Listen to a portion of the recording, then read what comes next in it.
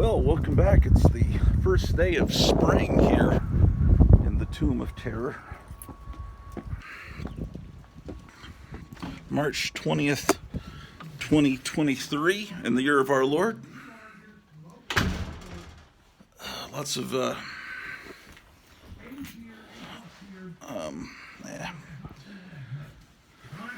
lots of exciting stuff going on here.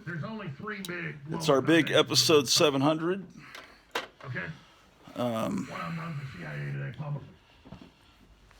But anyway, they say that Trump will be arrested tomorrow on these trumped-up charges, which will ensure that he is elected president next time, without a doubt.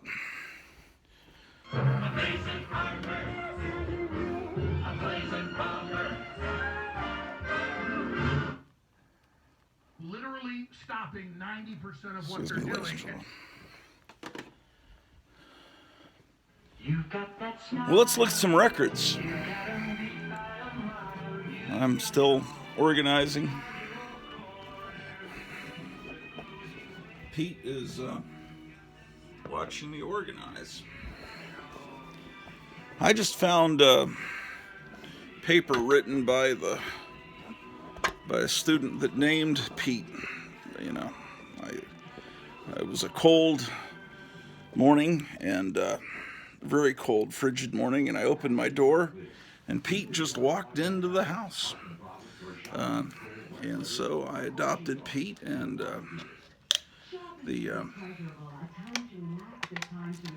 I asked my students what would be a good name for my new cat, and she came up with the name Pete.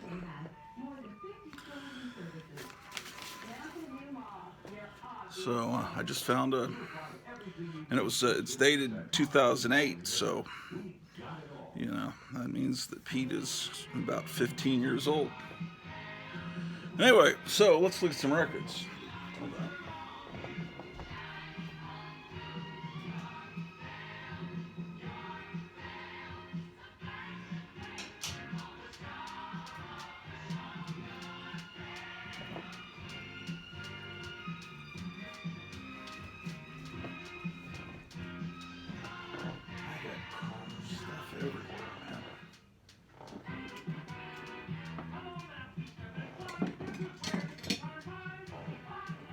So what have you guys been up to?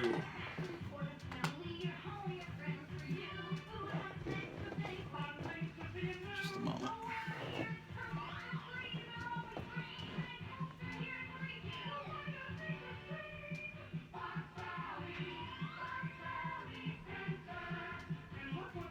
Okay, some of these records are going upstairs, some are going to the basement, so I have to make that determination here. Bunny Berrigan and Orchestra.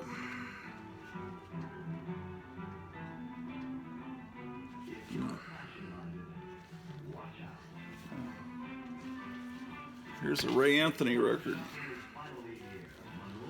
Young Ideas. Well, this was one of them. No.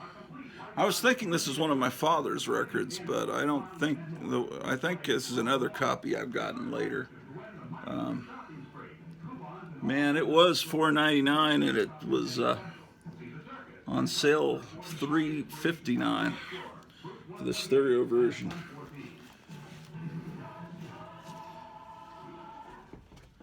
And this is a great record. It's got the themes to all these action shows. When you see these on the RCA label, when it says Living Stereo, it's really great sound. Now I'll tell you a little something about this. See that the little dog Nipper, the logo, little symbol for RCA Records. He's listening to a Victrola, right? And it says his master's voice, and the dog's got his head kind of cocked like he's hearing his master talking through this thing.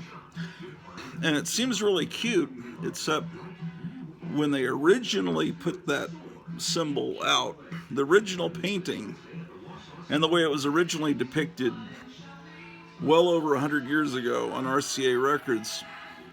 The dog and the Victrola are on top of a coffin, and the dog is listening to his dead master's voice, and that's why he's kind of like, oh, my master must be inside this thing, which makes it far more poignant and sad. And here it's just like, oh, I'm hearing my master who could be in the next room, you know. But and it becomes more acute and less devastatingly sad, you know.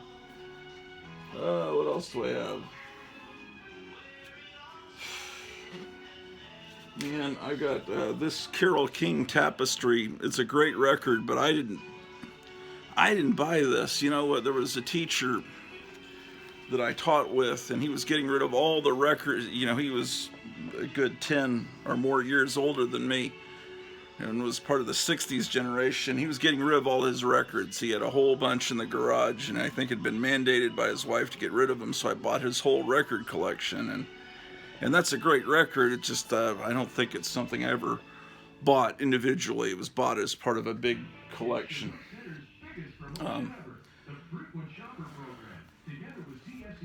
Yeah, I think I'm going to put the Impact over here. Yeah, I've lost touch with a lot of the people, those people, but I did hear that this teacher that I used to teach with passed away Friday, and I looked online to find his obituary. Here's a Chicago record. They were good for a while. This is also from his collection. Not the guy that died. It was another guy from that 60s generation. That he wasn't as pleasant a guy. In fact, he was pretty much universally hated. But, you know, he would tell stories about how he was at Woodstock, right? And that he joined the Air Force the day after he saw The Godfather. So obviously that's 1972. And he was in the Air Force until he retired, and then he became a teacher. And I think he got to a pretty high rank. And one of the things he was proud of in the Air Force, I thought was horrible. He got rid of all the art that's on the planes, you know, the girl art. You know, he was the one that put a stop to those guys painting those risque, you know, pinups on the front of which is that nose cone art is considered. There's whole coffee table books I have that show the great art. You know, the Memphis Belle had, you know, it was just a tradition. But you know, I guess he was woke before they invented that stupid word, and so he got rid of that. So that's why you don't see that anymore in today's modern Air Force. But anyway. Here's the Sounds of Freedom from the Fort Worth Star-Telegram. I'm sorry, I'm not really showing you any amazing records. This is just what I pulled out of just now. Here's another Chicago record. How fascinating. This stuff is from his collection, you know. Here's this Police Synchronicity record. I remember it coming out in the summer of '84 and really liking it. I bought a copy. This is not my copy because my copy would not still have shrink wrap on it. This is his copy. And what the hell is this? Oh, it's a John Lennon record and the Plastic Ono Band. So yeah, so these will go downstairs. Okay. Alright, we gotta get some good records here, man. I'm showing you too much. Yeah, this is all stuff I just pulled out of the garage that was in his collection. Let's look at stuff that's from my collection. Anyway, that guy passed away. I looked online trying to find his obituary, and I see his name, and it says he was 83 years old. You know, not his obituary, just the listing with the phone number. And I know that's him. It's his middle initial and everything. It's like he was older than I thought. I thought he went to see Woodstock when he was like, you know, 18, 19 years old, but he must have been like 30 when he went to see it. Oh, there's a funny story about him. We had to go off to some workshop. We had to drive all the way to Austin, which was a good, that's a long, many hour drive. So we were put up in a hotel. And, Austin is like the rock and roll capital of the United States, pretty much. That's where all the bands play, right? So he says, I want to go see a rock band. Oh, that was the horrible thing about this. I don't want to knock this guy too much. I mean, he just died, but we were put in as roommates, right? And so I didn't drive. I was just there. I don't know, remember how I got there. But anyway, he had a car with him. So he would go out and eat and stuff, and he wouldn't invite me along. So I was stuck. That was kind of a crappy move. I remember that. But at one point, he wanted to go see a rock band. I said, well, here's a really good rock band. It was a really good rock and roll band. But the name is probably a name I can't say here on YouTube.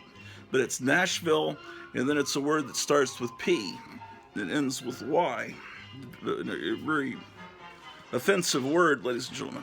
But it's a great rock and roll band. You can look them up, type it into YouTube. And I said, I've got just the band. So he said, all right, I'm in. So we go to see them performing at Emo's. This is must be 15 years ago or more. And the assistant principal goes along with us. And this guy looked like a Fed. He just looked like I don't know how to describe him. I mean, he just I think he was wearing a tie, or maybe he took his tie off, but he was dressed. He was completely out of place at this concert. But yeah, everyone really liked the band, and I was the hero because I knew about this band, but I knew a lot about these alternative kind of bands, at least back then I did.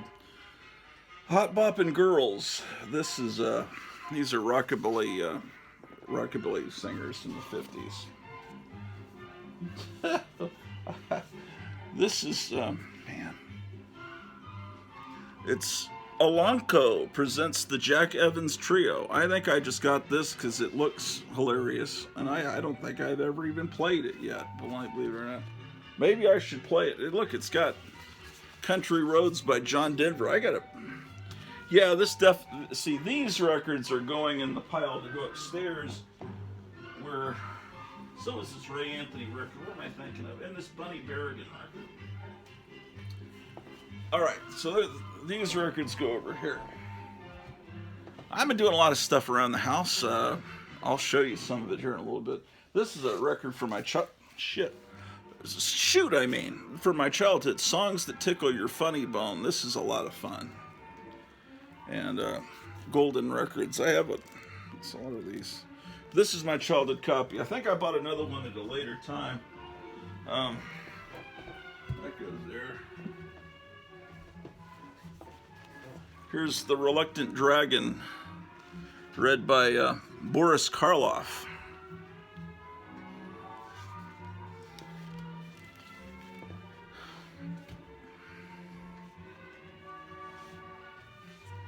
Man, it still has the price tag on it. It's Jimmy Nelson's Instant Ventriloquism, and Ventriloquism for the Beginner, with comments by Danny O'Day and Arful. So you could become a ventriloquist. Yeah, anyway.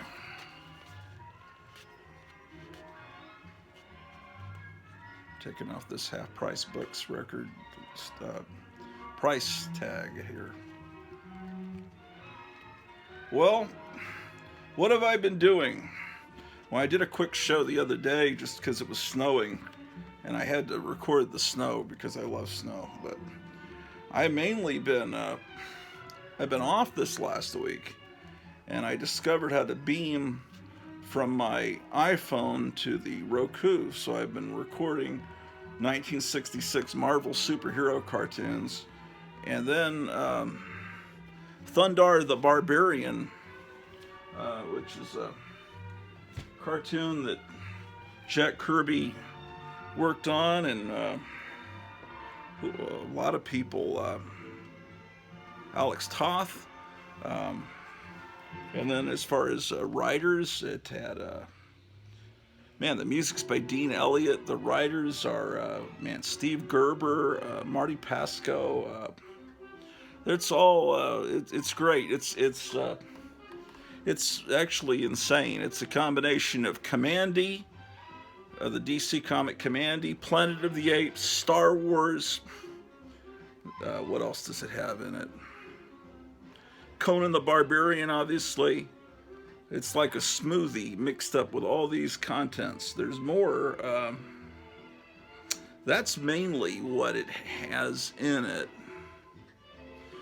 Yeah, if you mix up all of those things, if Commandy was Conan the Barbarian, and it's sword and sorcery, but it's in a future world where everything's destroyed. A little bit of Logan's Run in it too. Here's the soundtrack to the Alamo. Anniversary of the Alamo was the other day, about a week ago, something like that.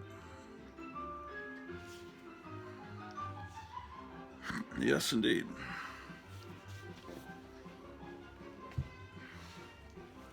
Here's the soundtrack to Mondo Cane.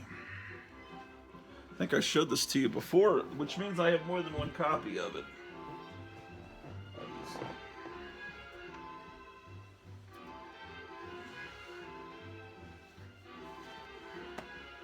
Now, when I was in 5th grade, that would have been the 1975-76 school year.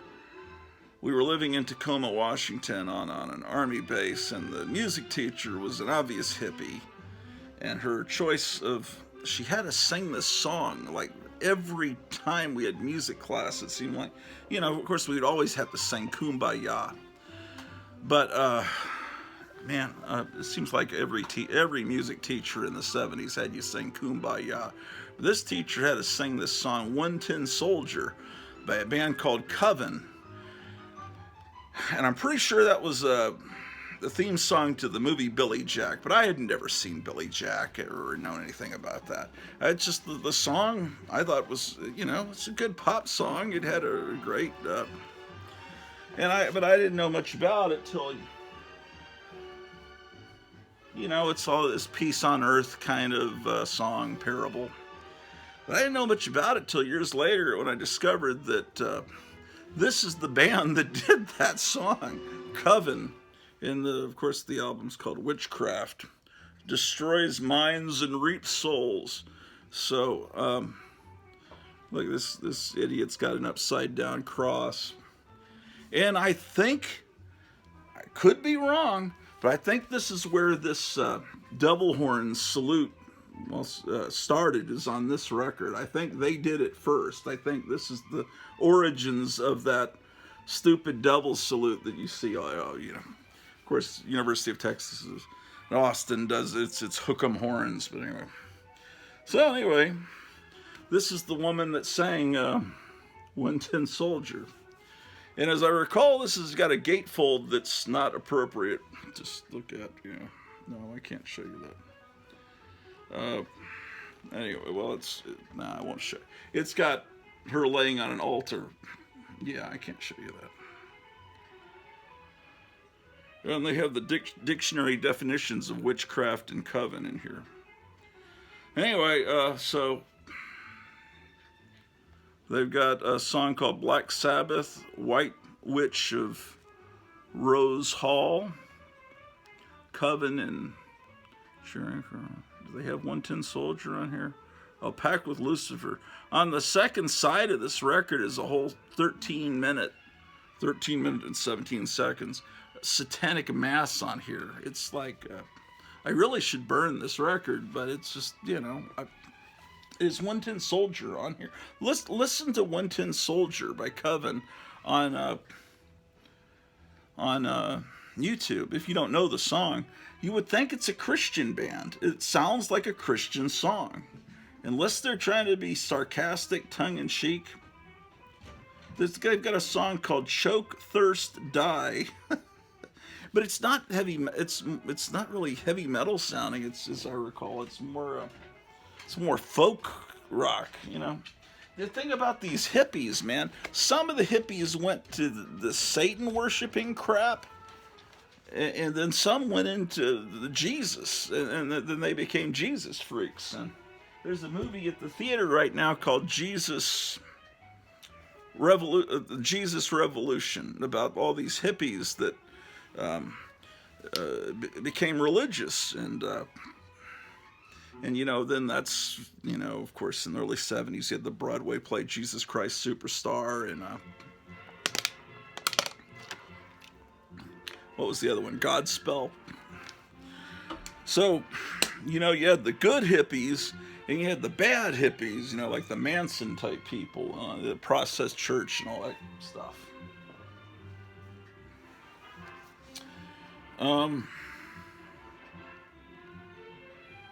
These Back from the Grave records are fantastic.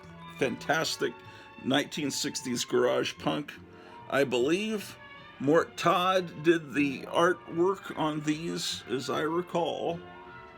Mort Todd is pretty much a genius. I was trying to interview him on this show back a year and a half ago, or I don't know how many years ago that was. And he kept saying, "Yeah, I'm real busy. I'm moving right now. We can do it." And it's like, anyway, it just never happened. Maybe I should contact him again and say, anyway, great. There's a bunch of volumes of this. This is volume 5.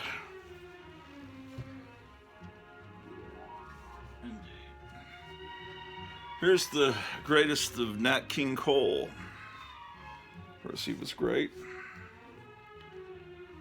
This is a budget record. What do we got here? This is another budget record where they don't even pay for a photograph or artwork. It's just a bunch of words, the names of the songs.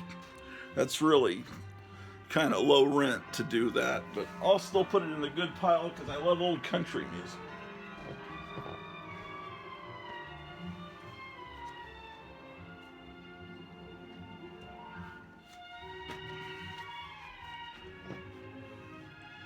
Okay, this is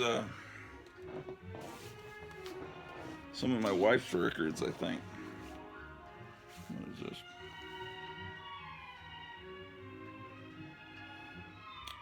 Punk rock records. 14 great British punk originals, 77 to 82. What else you got here?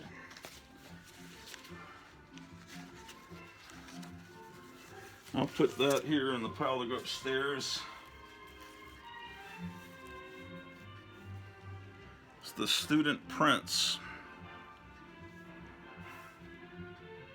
What's going on here?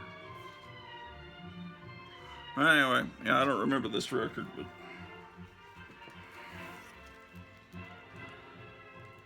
this is a record from from that collection I bought, an Elton John record. You know, when shrink wrap's like that, yeah, I don't know about keeping it. The thing about the shrink wrap is that you can tell it cost $4.99 at FedMart at some point, but I'm going to go ahead and remove this shrink wrap now that I've documented that historic price sticker. Throw this in the trash.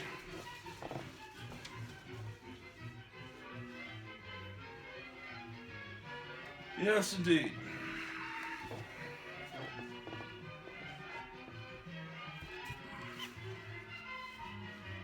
A Child's Introduction to Patriotism.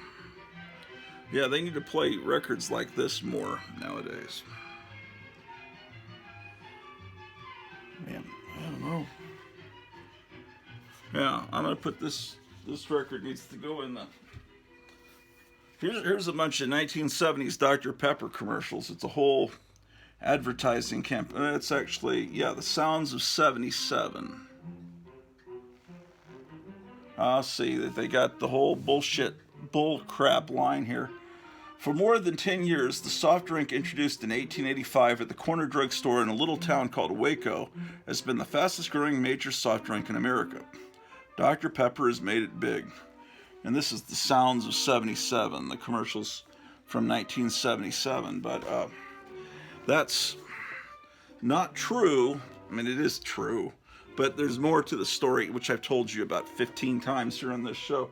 So I'm like your, that grandfather or uncle that tells you the same stories over and over again, and you have to humor them. But I will tell you again, for people that don't watch every episode, that there was a real Dr. Pepper. He's buried in Rural Retreat, Virginia, and he made that he was a Civil War surgeon. He lived in Rural Retreat. He made it at his drugstore in Rural Retreat, Virginia. And that place is burned. They're going to try to rebuild it. That's what their plan is, the local town there. I was wanting to move to that town at one time, but to a big old pre-Civil War hotel that would have been wonderful, except for the condition of the building was really deplorable. Not that this building's in great shape, but it's more livable. It doesn't have a hole in the roof. That's the problem, But you could have bought that house for like 50, 60,000. But oh well. Anyway, one of his employees, Dr. Pepper's employees, stole the formula, went to Texas, and started selling it in Waco. And at least he named it after the guy that invented it. But most people think that Dr. Pepper is a made-up name. And the Beatles were going to call that record Dr. Pepper's Lonely Hearts Club Band, and they realized, there's a soft drink over in the colonies, with that name. So they didn't. So anyway, it became Sergeant Pepper.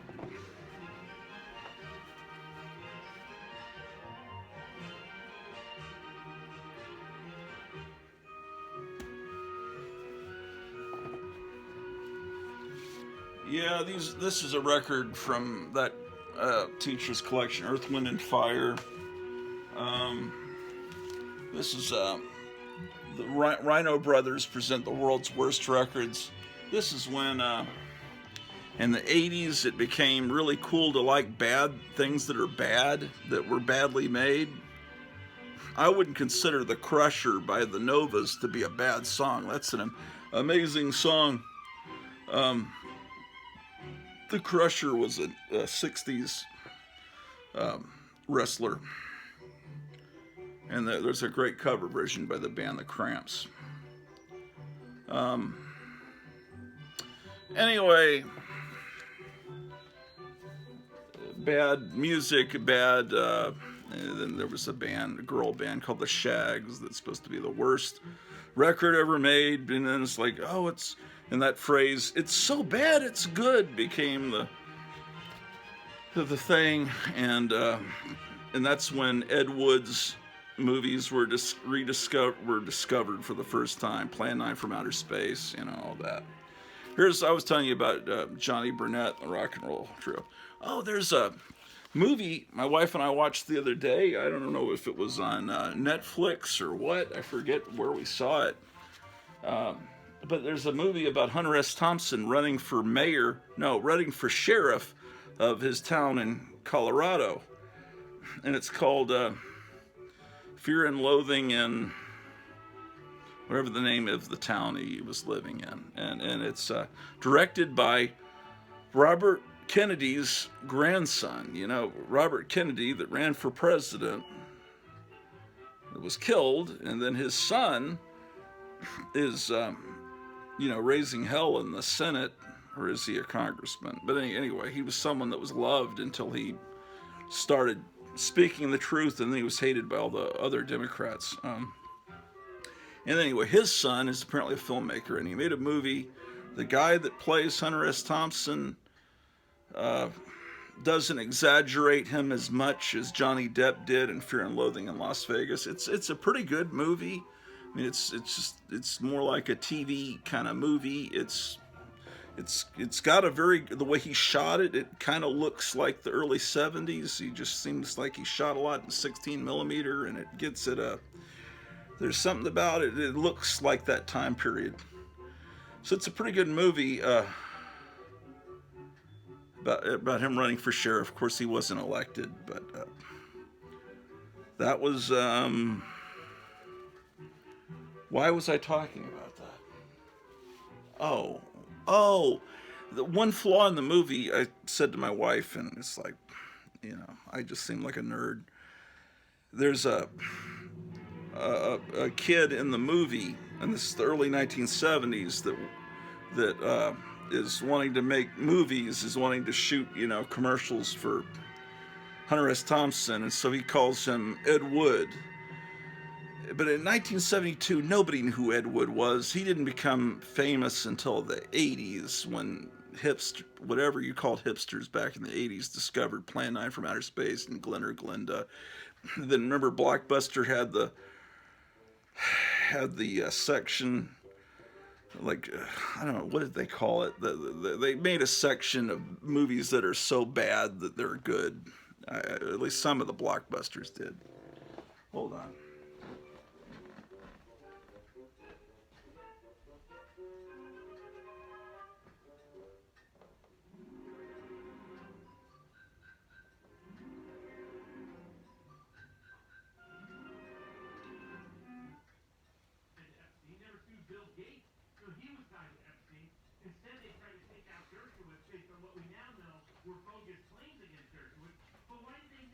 I'll have to show you. There's a guy on YouTube that just put up all that music I was just listening to. It's like library music that was used for the drive-in intermissions, but it's like it's not overdubbed with the feature will start in 5 minutes. It's all the original library music, and it's been put up just recently where it's had like less than 10 views. I discovered Milton Knight posted a link to it on Facebook, the cartoonist.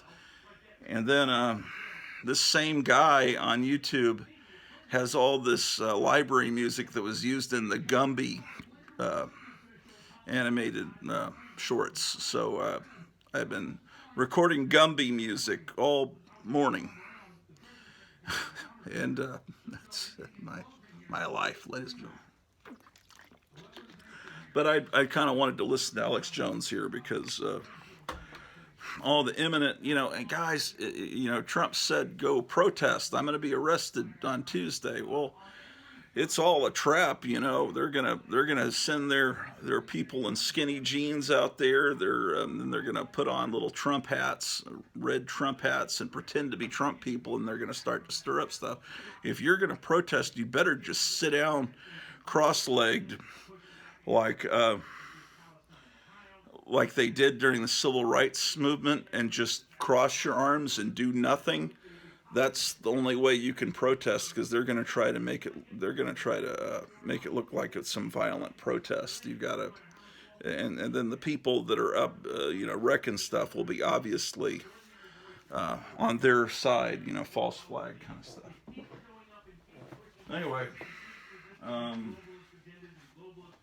put the Johnny Burnett down here, and these other ones will. Oh shoot! I mean. Okay. What else do we got here?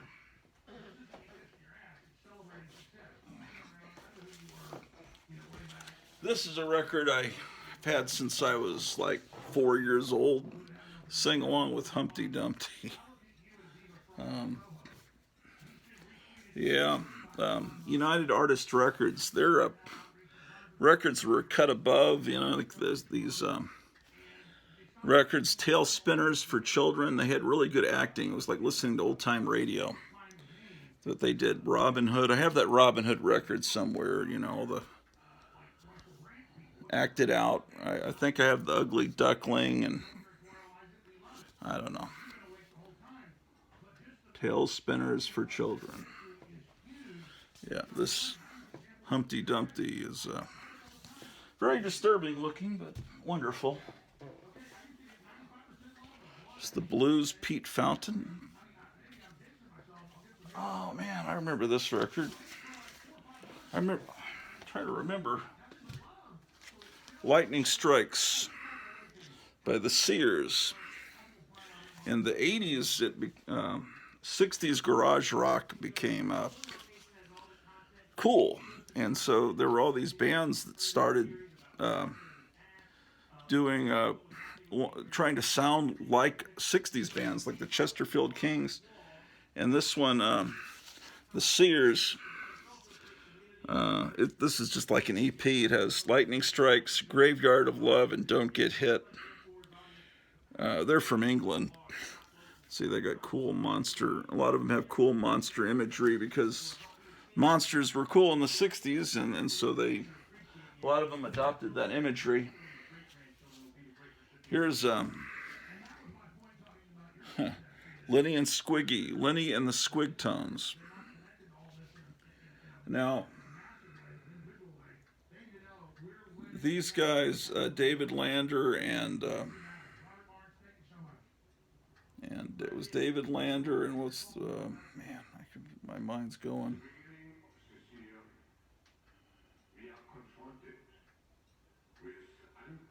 Michael McKean, sorry. Anyway,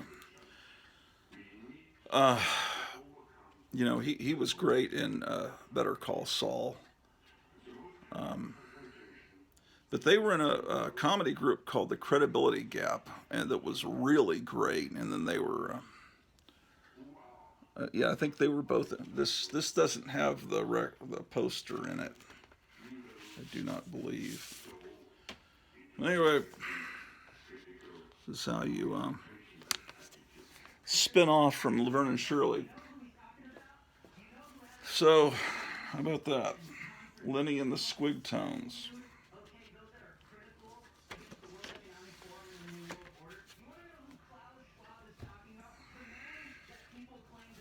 Oh, this is my father's records.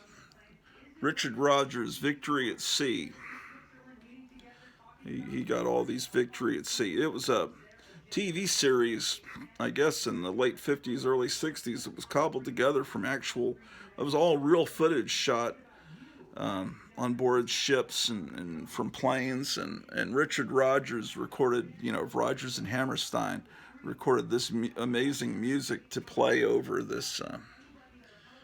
And I guess, you know, he bought all these records. He was stationed in France before I was born and bought a big stereo console, Telefunken, a German-made.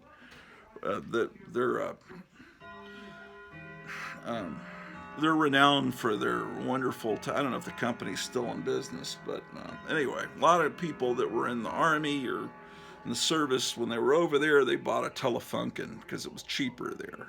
Of course, when you get back here, it's hard for people to repair it and get parts. Is the problem. But anyway, he bought a bunch of stereo records. They must have they must not have had these in shrink wrap because the price tag's directly on here. What did he pay? $2.35 when this was new. Early '60s, before I was born. And then here's Volume 2. These paintings on the cover are great. And then Volume 3 was this big gatefold record. I used to listen to these when I was a kid because, you know, the old, and this one has a book in it. The old Telefunken had stopped working, and, you know, my dad didn't have a record player anymore, so all these records wound up in my hands, and I would play them to my childhood phonograph. The Liars, now they're an Australian band. I believe they're Australian. It says Boston, Massachusetts. I could be completely wrong. But a good friend of mine, Randy, who I've been trying to get on this show, introduced me to a store in Dallas called RPM Records in Garland, Texas, like right outside of Dallas. And the guy that owned that place had the best taste. There were no bad records in that store. So if you knew if he stocked it, it was great. And I remember getting, you know, because obviously you see a band has organ, it's, you know, it's good.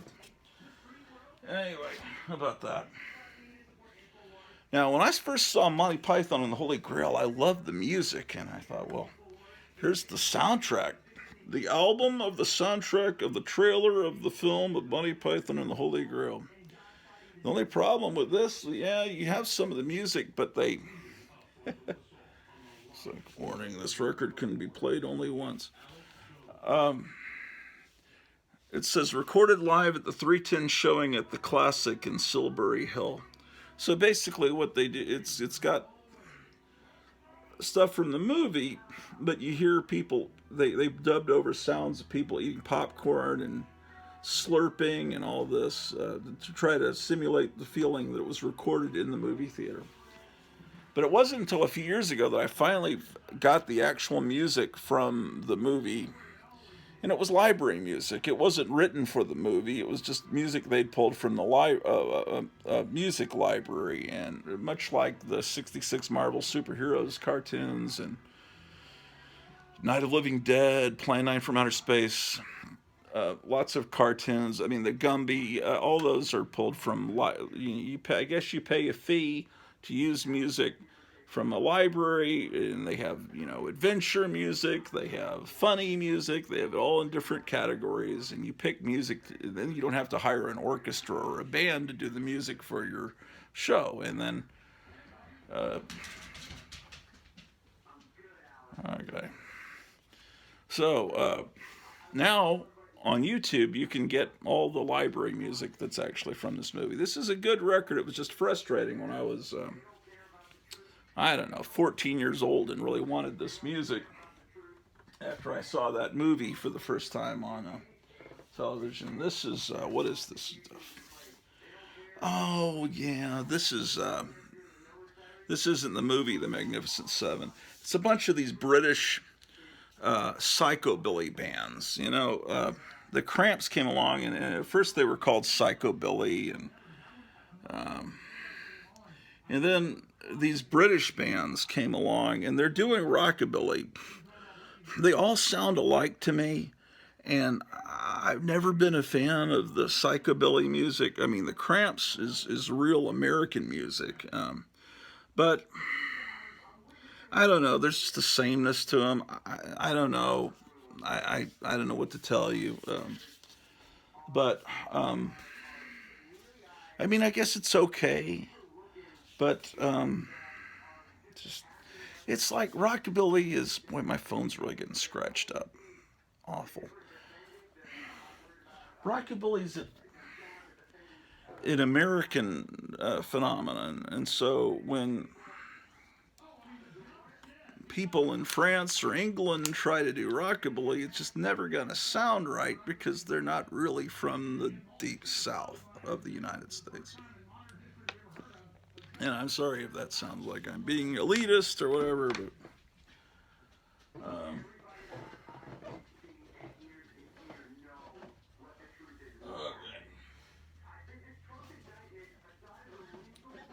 the hell is this?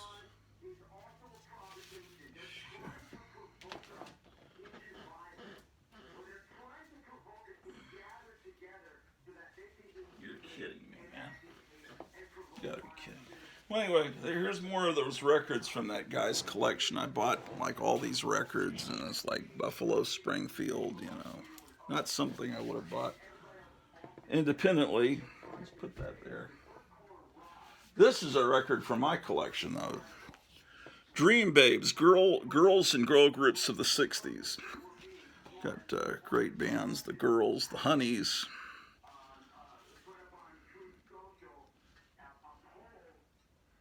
Oh, man.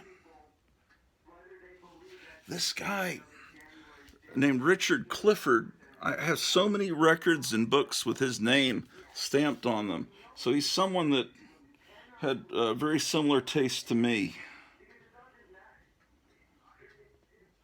Yeah, it's weird.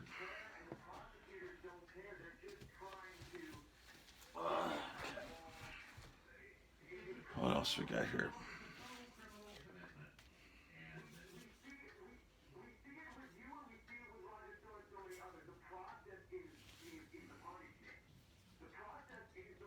Okay.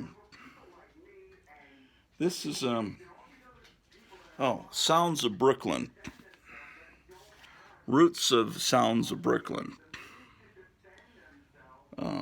With some really great musicians. This is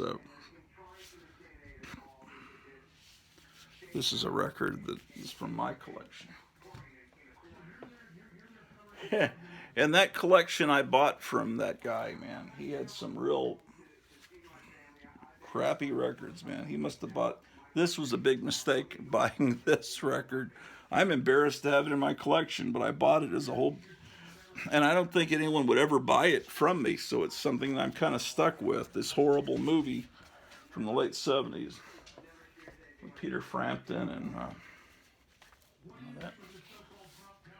Okay, here's his copy of Don McLean's American Pie, which is a great record. I put that over here. Man, it's all this Tom and Jerry antics here. The dog's chasing the cat, and the cat's chasing the...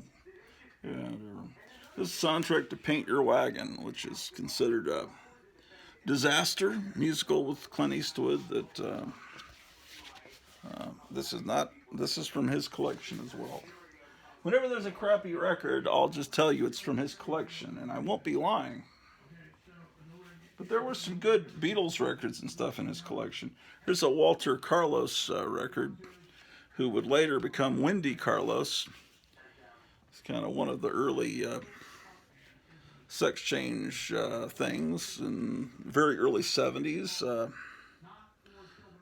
But anyway, it's funny that it says trans electronic music, and that trans would become the term all the time. But anyway, so Walter Carlos became Wendy Carlos, did the music for Clockwork Orange a few years later.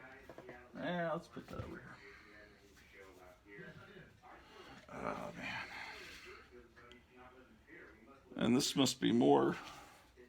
This is also Walter Carlos. Switched on Bach. And this is probably the most famous of those psychobilly bands, and I bought this from RPM Records just because, it's like obviously a monster-themed thing, the Meteors. And they got all these monster-themed songs, So you figure, well, I'll give it a shot. That's how I discovered the Misfits back in the mid-'80s, because it's got a rip-off of the famous Monsters logo, and all the song titles are monster movie titles. And another Johnny Mathis record. I love Johnny Mathis, but I think these must have come from his collection or maybe a thrift store. But let me take some of these records upstairs. Here, we'll take them up in the elevator. I don't want to be carrying a bunch of... Oh, man, this elevator is pretty much full. I gotta... Boy. I'll just put you guys here.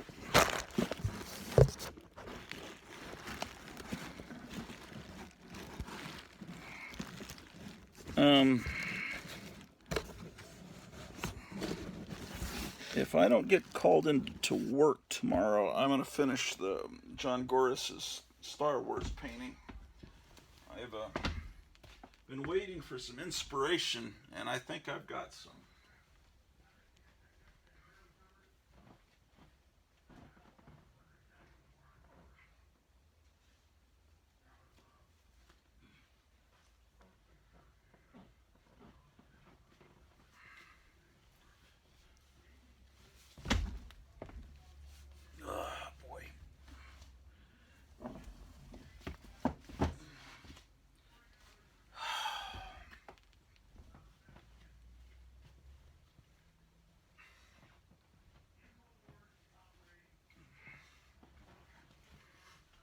Sometimes I can do a painting really quickly, and sometimes I've got to stop and wait and keep looking at it. I have the painting there next to the television. I'm staring at it all the time, waiting for, what is it I need to do to this painting?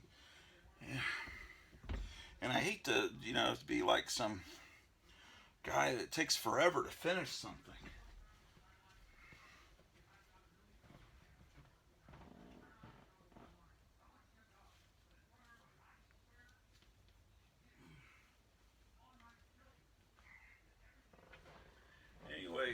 tomorrow, yeah, the election will be won tomorrow, because you know what, all they want is a mugshot. They want a picture of Trump in handcuffs, and then someone will take that picture and then they'll give it the Pulitzer Prize, and they'll be so happy, and they'll be dancing in the street, and they'll have lost the election because that picture will be used. They're making him a martyr. They're making people that were on the fence realize these people really are a bunch of Moloch worshiping satanic scum. And anyway.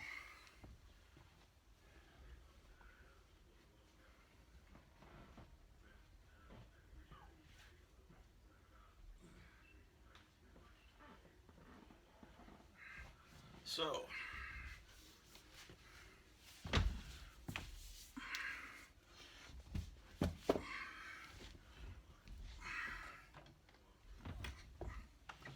we're going up to the 3rd floor.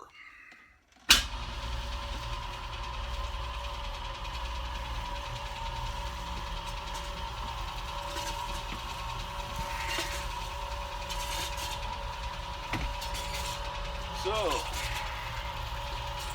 this makes it very easy to move furniture and long boxes of comic books and anything heavy. This makes it very easy. This was once a furniture store, and furniture was moved in this. And of course, before that, this was a funeral home. So bodies were actually moved in this, the elevator that I'm now moving records in. Okay, so the 3rd floor, they count the basement as a floor, so let's, this is the floor that you see me on when we do the 4-color fossils show. This room here has these library shelves, and anyway, I've been moving things around here on this level.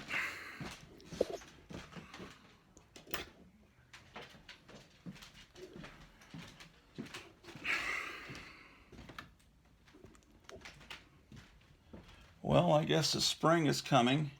Yesterday it was 9 degrees in the morning, the day before spring started, and the wind was blowing 30 miles per hour into my face as I went to get breakfast for my wife. That was not fun.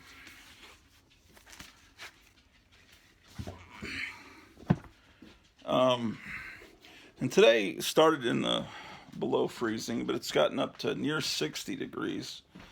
So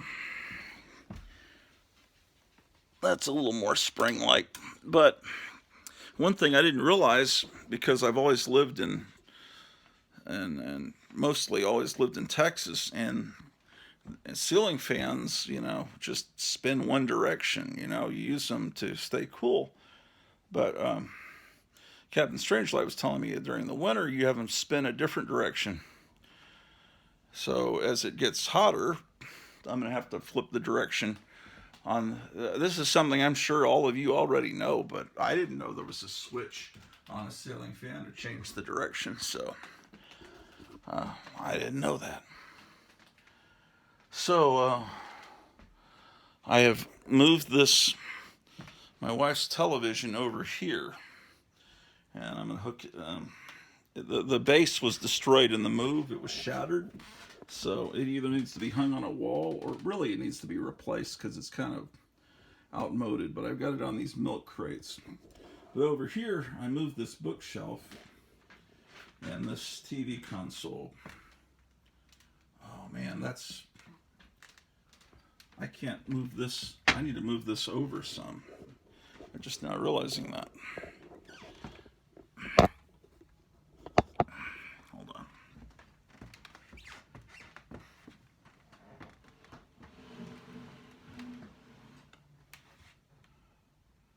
Still won't work.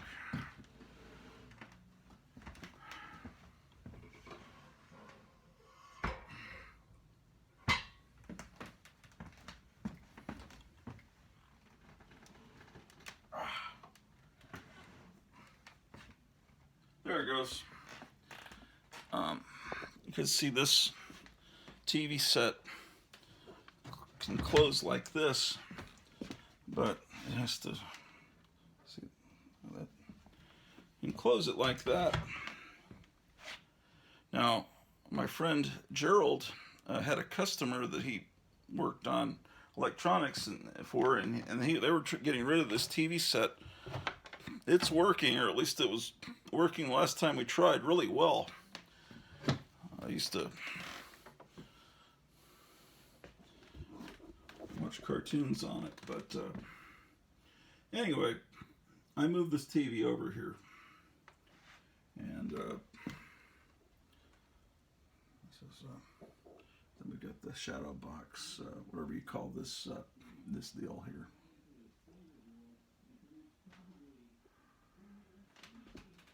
So things are starting to change up here. I moved this jukebox up here, which would not have been possible if not for that elevator. I've got some magazine boxes over here. This is where I'm putting some of these records. So everything's a work in progress, a nightmarish work in progress, but it's gonna pay off, and this place will be amazing at some point. Here's Pete the cat. How are you doing, Pete the cat? Uh-oh. The dog is chasing Drew. The dog is chasing the cat. Drew, leave the cat alone. How dare you? So,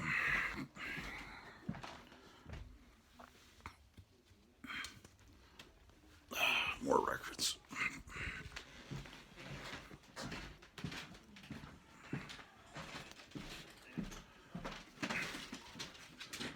The cats have started to sleep in the guest bedroom, which was Drew's room, Drew the dog. And now he's outnumbered because there's two cats sleeping on the bed that he used to sleep on. And he's kind of outraged by the whole situation. Let's see what's going on here.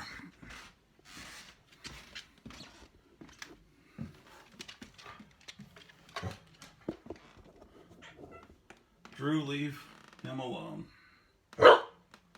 Drew, it's all right. Usually both cats are on that bed.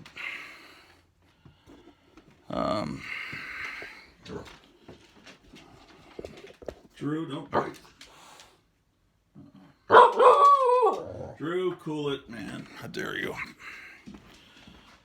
So in a few minutes or a couple hours, Right Side Broadcasting is going to have a live feed of the protests from New York. And I sure hope it stays peaceful, man. I hope they don't use this as another bullshit narrative. Some of these records I'm going to take down to the basement. I'm getting that basement closer to being a working arcade, too. So,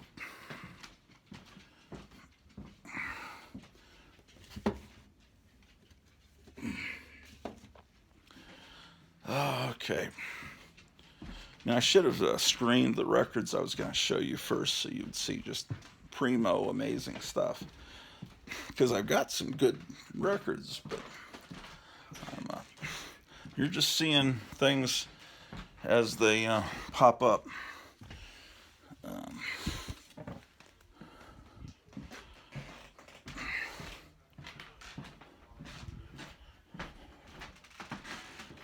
Okay.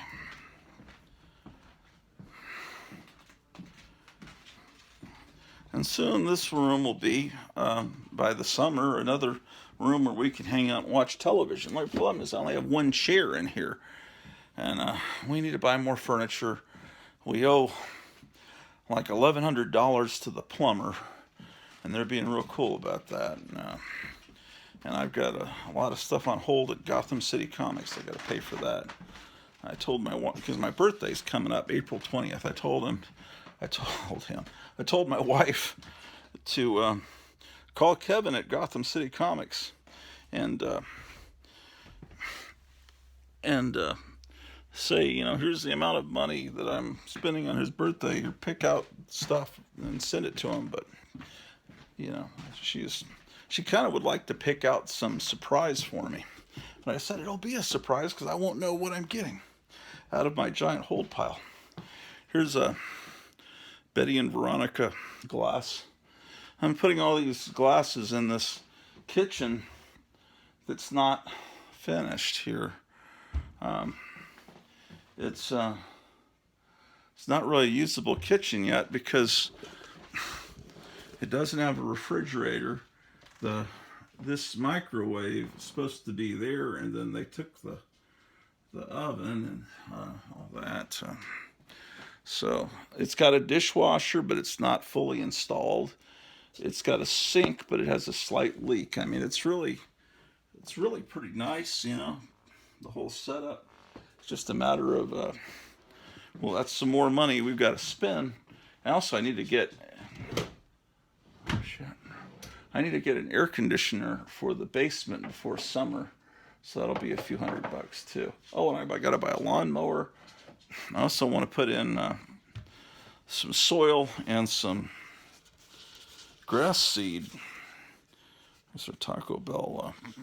Man, you know, Taco Bell is shitty, but you don't really appreciate things like Taco Bell until they're not around.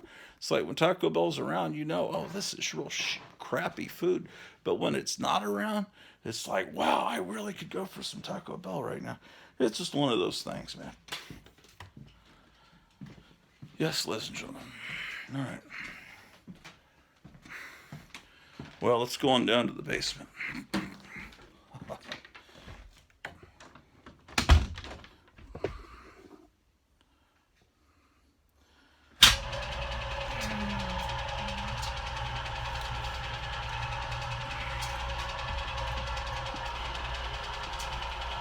So,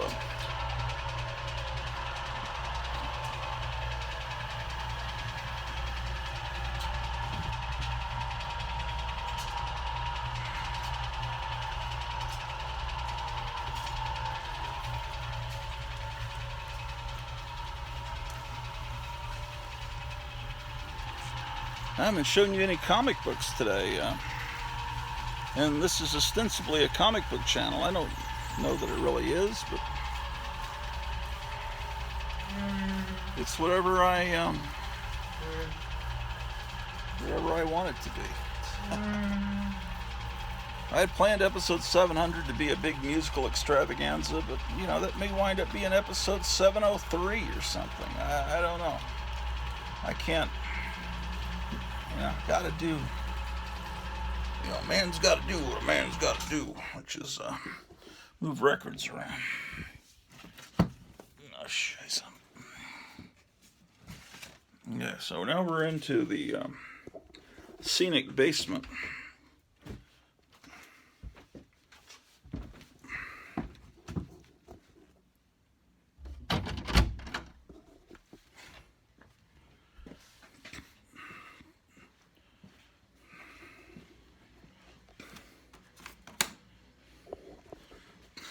Would you guys like to have me get this game of electric football out?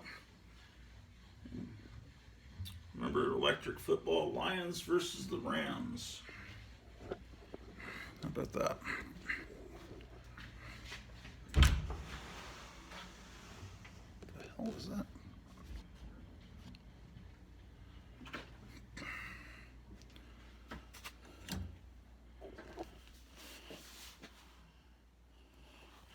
Okay, so put some records down here.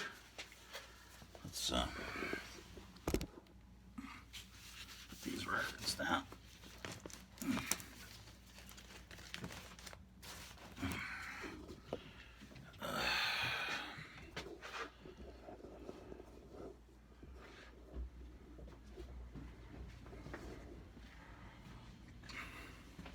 And then I'll show you some other stuff.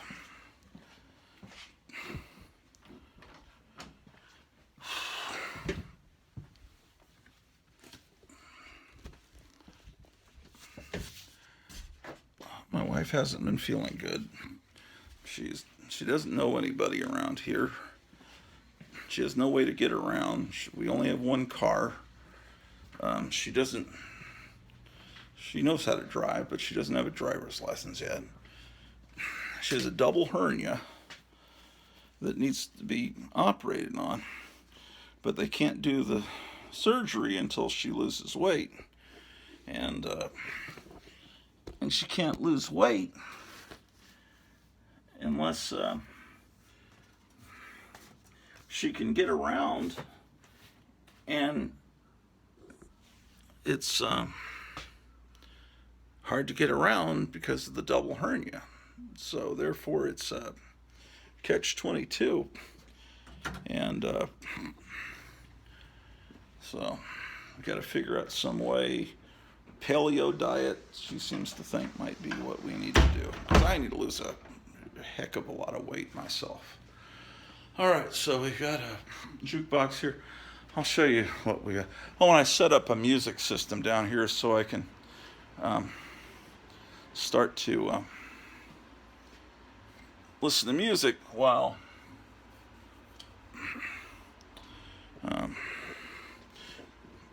while organizing down here. I was telling you I was going to put this Pee Wee Herman into this He-Man, evil He-Man enemy flying craft. So I did that. So I got this stereo here. Anyway, so we've got pinball machines that need to be, I got all this junk on them. So soon, oh, I've got posters I can hang up in here. Now, somewhere recently we were talking about the Frank Zappa record, Weasels Ripped My Flesh. This is where that came from. Flying rodents ripped my flesh. They may have done other animals ripping flesh, but I think this is the classic cover. I blew this up at like a Kinko's 20 years ago. I have the original magazine, but I can hang this up on these walls. You can't really, unless you drill into them, you can't really hang things because they're like cement walls. So some of them, you know, I hung these things because they were they're already screws in the wall for this Mamie Van Doren movie and this Bunny Yeager movie. Anyway, it's like a mess right now, but soon it'll be an arcade. This one here doesn't work. I don't know if it'll ever work. We got this Boot Hill and this Space Invaders game. Jukebox. Someday it'll be all up and running. Now let's see, what else do I have in the elevator I need to unload? Then I need to go out to the garage for a minute, because the garage has been so damn cold I don't even want to spend any time there. But yeah, we're okay. Let me turn the lights off.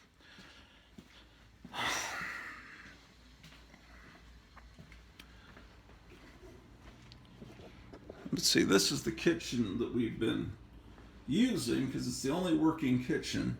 It's got everything. It's got the refrigerator and this, and but it's very small and cramped. And of course, it's probably typical size of a kitchen for an apartment. And this basement area used to be rented out as an apartment, a separate apartment. And I guess that's fine. It's just not what my wife likes. Also, she wants a bathtub. And, you know, I think that a bathtub could be installed in here. But I don't know how to do it. But, anyway, there's a lot of stuff we got to do. Okay. All right, let's go on up to the garage. Okay, so as we step into the elevator, there's all the way up. The white door is the first floor. The brown door is the third floor. And way up there, I don't know if you can see it, is the attic, the master bedroom. But as you look across here, see this door, that's the door to the garage. So we need to go up a little bit. And then I have to get this elevator level with the garage so you get up there.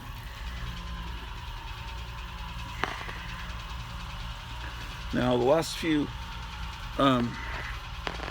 shipments I've gotten from Gotham City Comics had all this great packing material. I thought I better not throw that away because I might need to mail stuff out to people. So, but I'm going to put all these boxes out in the garage.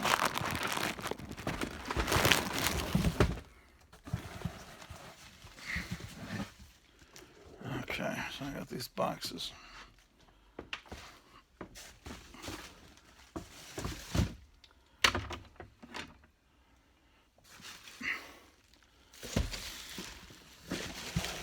Shit.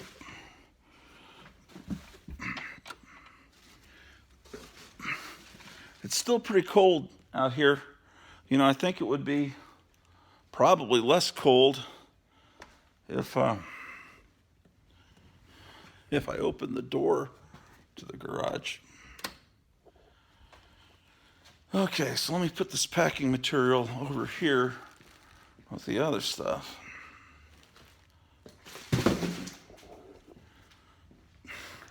Yeah, I think this garage is holding on to the cold. Ah, dang. Shit.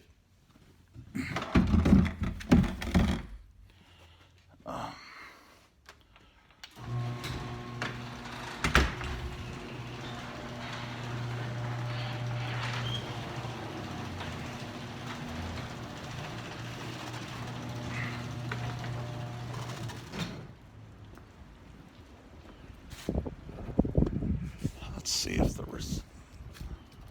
I put the recycling out, but I'm not sure if I put it out in time. Well, it looks like the thing has moved a little bit, so maybe they did get it. They pick up the recycling every 2 weeks. I can never remember if it's the right Monday.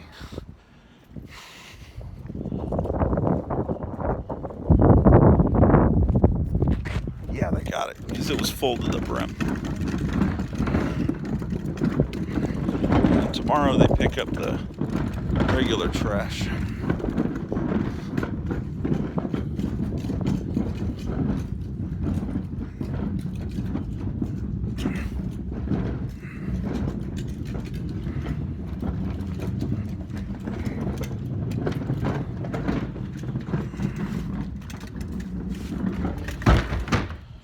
Okay.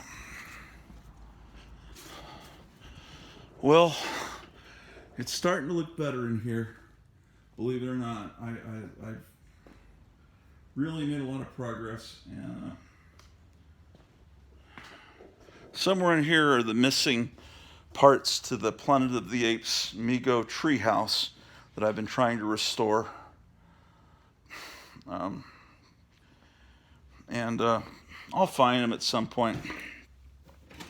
I see that even parts for that treehouse are very pricey on eBay. I think I'll take this radio inside.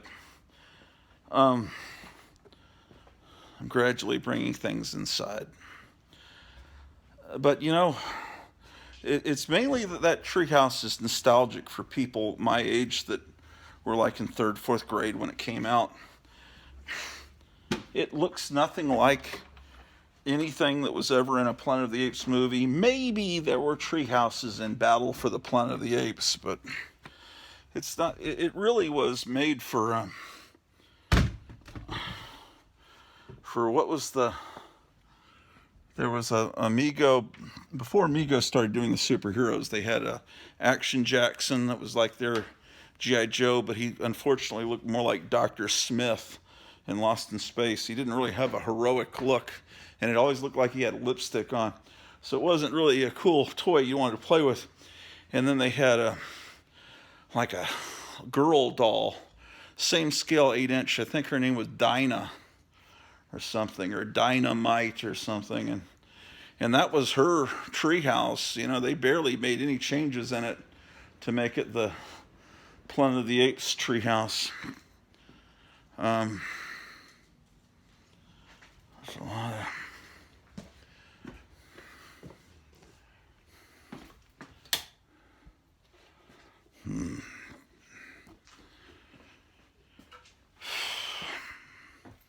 I'm looking for Planet of the Apes parts, man. There's stuff everywhere.